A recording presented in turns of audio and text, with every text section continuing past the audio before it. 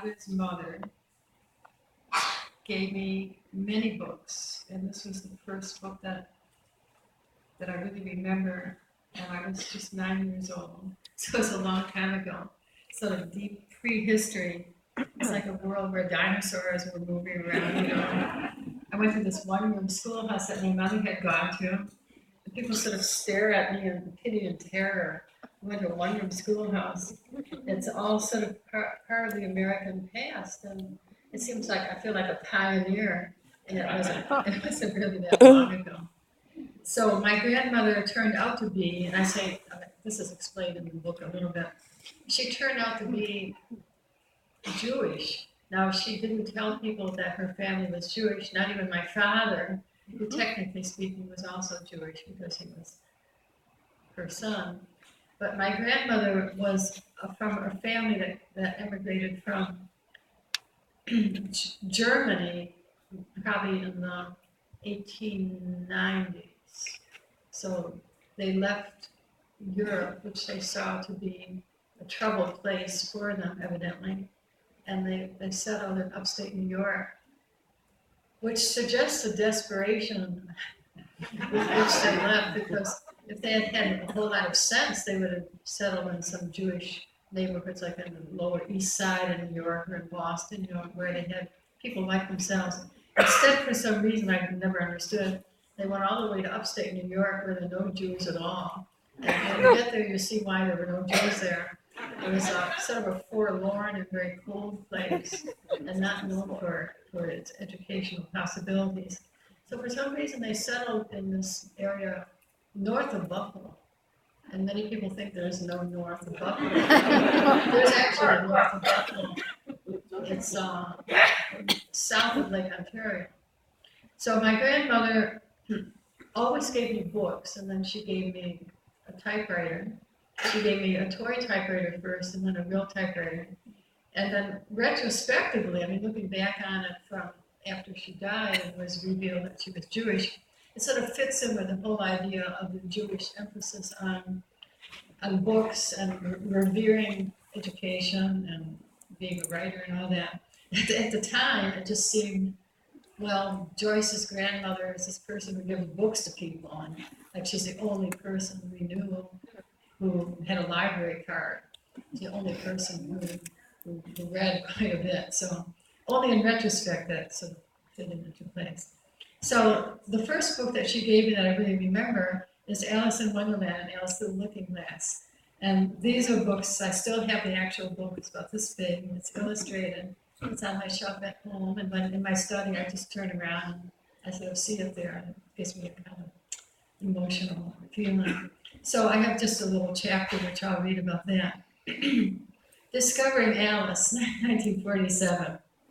The singular book that changed my life, that made me yearn to be a writer as well as inspiring me to write, is Joyce Carol's Alice's Adventures in Wonderland and Through the Looking Glass. This beautiful, slightly oversized book, I used to remember it as a giant book.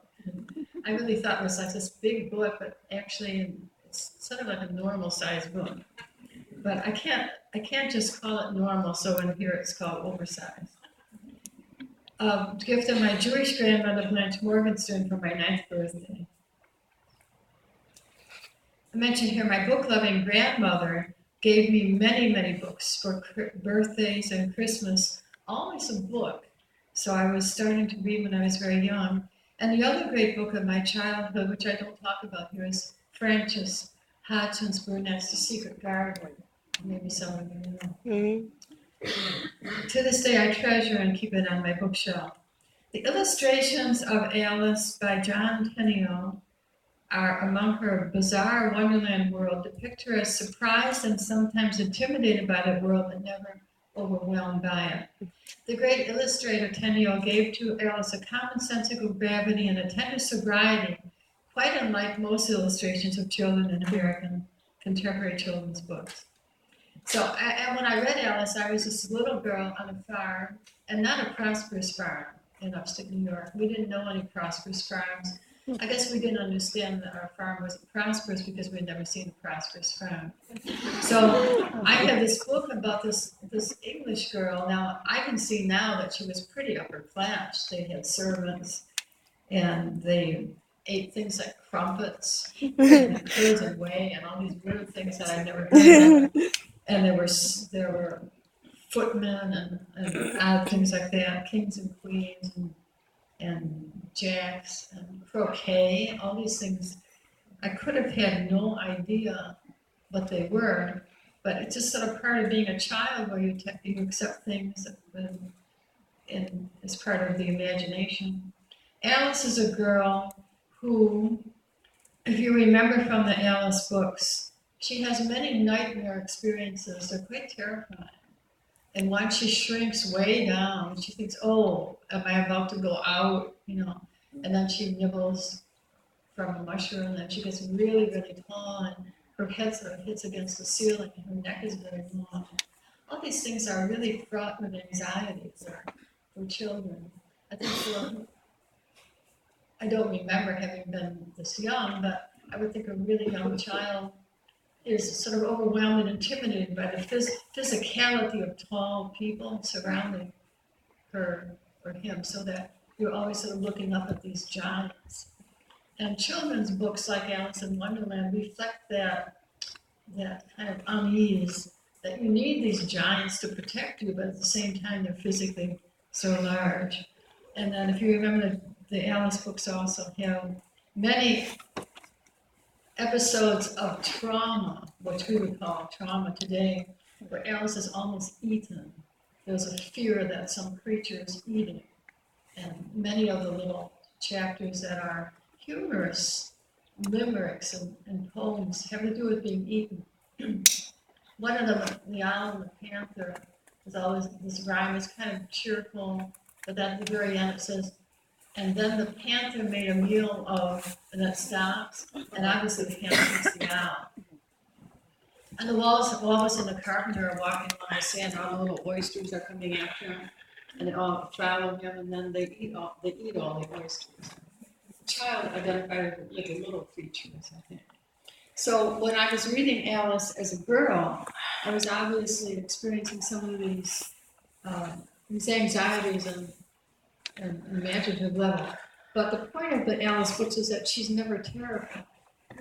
She confronts terrifying experiences, but she herself is not terrified.